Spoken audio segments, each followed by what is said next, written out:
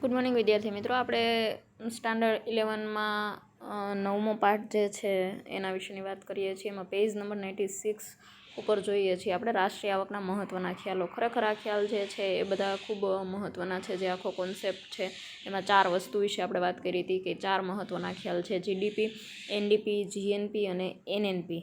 બહુ અગત્યની વસ્તુ છે આ.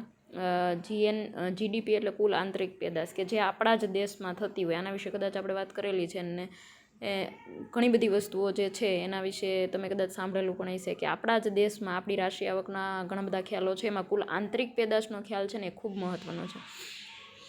વર્ષ દરમિયાન દેશની હદમાં દેશના અને વિદેશના નાગરિકો દ્વારા જે અંતિમ સ્વરૂપની જે વસ્તુઓ છે એની ચીજ વસ્તુ અથવા સેવાનું ઉત્પાદન થાય છે એને આપણે કહેવામાં આવે છે કુલ આંતરિક પેદાશ, એટલે આપણા દેશની વસ્તુ એમ. જો તમારે એટલું યાદ રાખવાનું છે, જીડીપી એટલે ગ્રોસ ડોમેસ્ટિક પ્રોડક્ટ. હવે ડોમેસ્ટિક એટલે આપણું પોતાનું આંતરિક, આપણા દેશમાં આપણી હદમાં જે પ્રોડક્ટ જે વસ્તુનું આપણે ઉત્પાદન કરીએ છીએ એટલી જ વસ્તુ તમારે યાદ રાખવાની છે કે જીડીપી એટલે આપણા દેશની ઉત્પાદન, કુલ ઘરેલું ઉત્પાદન એને કહેવાય છે. હવે એની જે મહત્ત્વની બાબત છે શું છે તો કે કુલ આંતરિક પેદાશમાં દેશ અને વિદેશના નાગરિકો અથવા તો કુદરત દ્વારા જે આપણા દેશની હદમાં થયેલ અંતિમ સ્વરૂપની વસ્તુઓ અને સેવાઓનું ઉત્પાદન ગણવામાં આવે છે. હવે આપણે જે ઉત્પાદન કરીએ છીએ કોઈ પણ વસ્તુ અથવા તો કુદરતે આપણને જે આપેલી છે, આપણા ભારતની અંદર જે જમીન છે એમાં જે ક્રૂડ ઓઇલ, પેટ્રોલ જે નીકળે છે એ બધી આપણી વસ્તુ કહેવાય, ભારતની ઇન્ડિયાની વસ્તુ કહેવાય. તો એ આપણી આંતરિક પેદાશ કહેવાય, ઉત્પાદન કહેવાય એમ. તો આપણા દેશની અંદર એ થાય છે. અંતિમ સ્વરૂપની વસ્તુ કે જેને પ્રોસેસ કરી અને વેચાણ થઈ શકે એવી તૈયાર બનાવેલી વસ્તુઓ, એની જે ઉત્પાદન છે એ વસ્તુ ગણવાની હોય છે.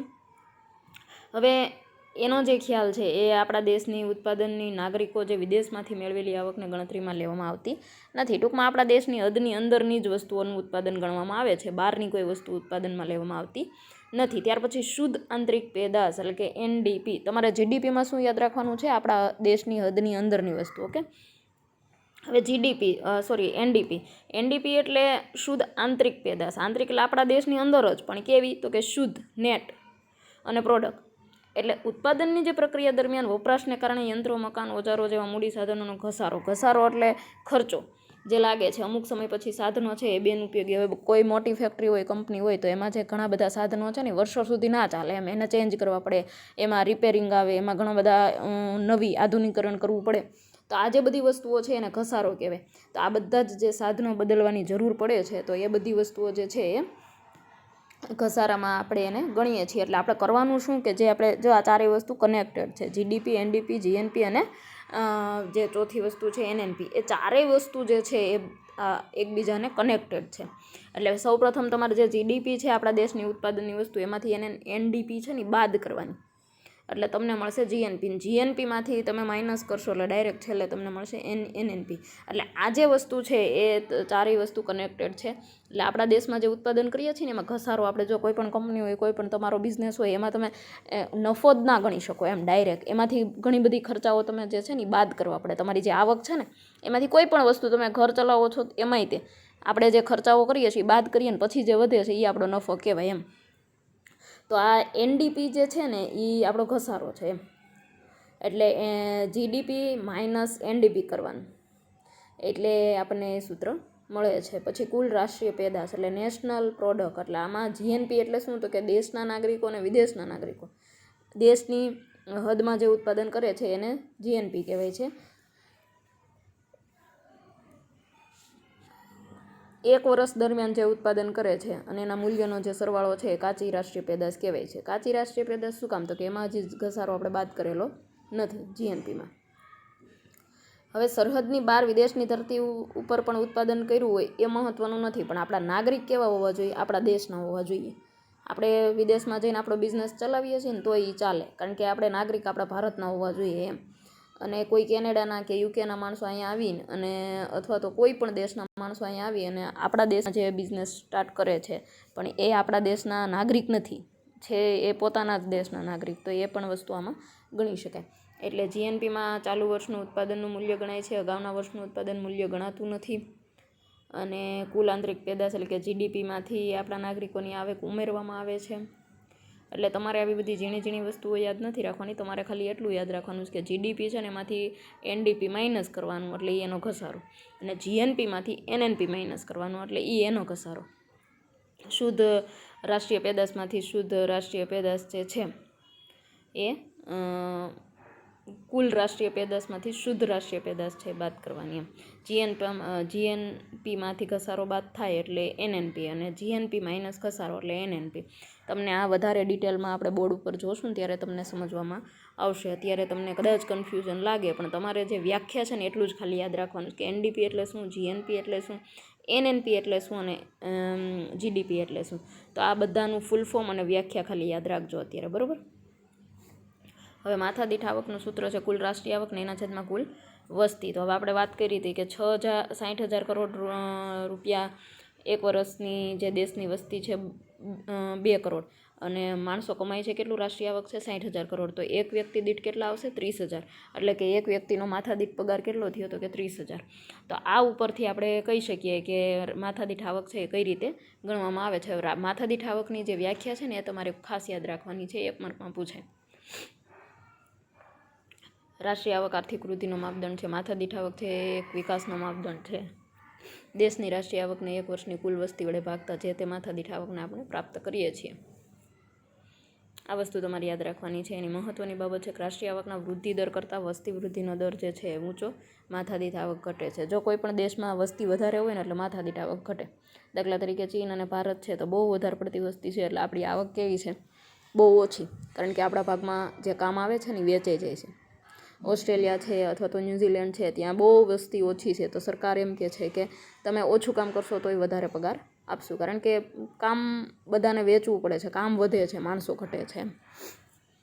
એટલે આ વસ્તુ બહુ અગત્યની છે. માથાદીઠ આવક એ સરેરાશ માપ છે, કારણ કે એક વ્યક્તિની આવક છે એ આખા રાષ્ટ્રીય આવકમાં એડ થાય છે.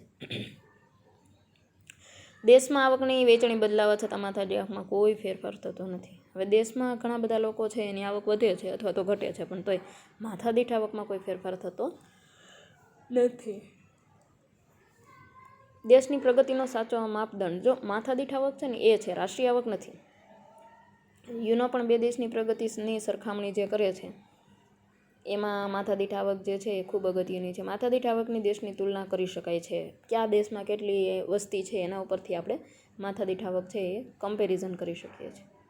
હવે ત્યાર પછી રાષ્ટ્રીય આવકનું માપન ખૂબ અગત્યની, એની માપવાની પદ્ધતિઓ છે. એક ઉત્પાદન પદ્ધતિ છે, અને બીજી આવકની પદ્ધતિ છે, અને ત્રીજું ખર્ચની પદ્ધતિ છે. ખૂબ અગત્યનો પ્રશ્ન છે, 1 માર્કમાં પૂછાય કે રાષ્ટ્રીય આવક માપવાની કેટલી પદ્ધતિ છે અને કઈ કઈ છે. તો 3 પદ્ધતિ છે, એક ઉત્પાદન પદ્ધતિ, આવક પદ્ધતિ અને ખર્ચ પદ્ધતિ.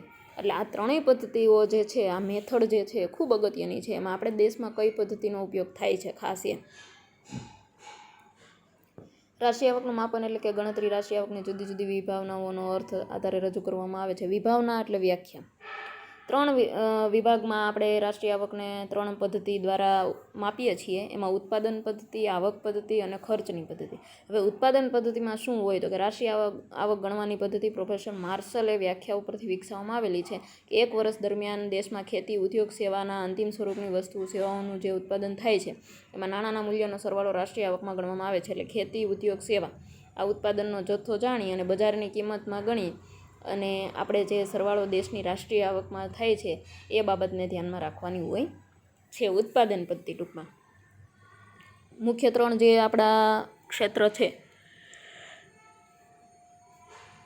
ઉત્પાદનના, જે 3 ક્ષેત્ર છે ઉદ્યોગ, સેવા ક્ષેત્ર અને ખેતી. તો આ ત્રણેયમાંથી જે આપણને આવક આવે છે એ ઉત્પાદન પદ્ધતિ દ્વારા એનો જથ્થો જાણવામાં આવે છે, બજારની કિંમત અને એનું મૂલ્ય શોધવામાં આવે છે.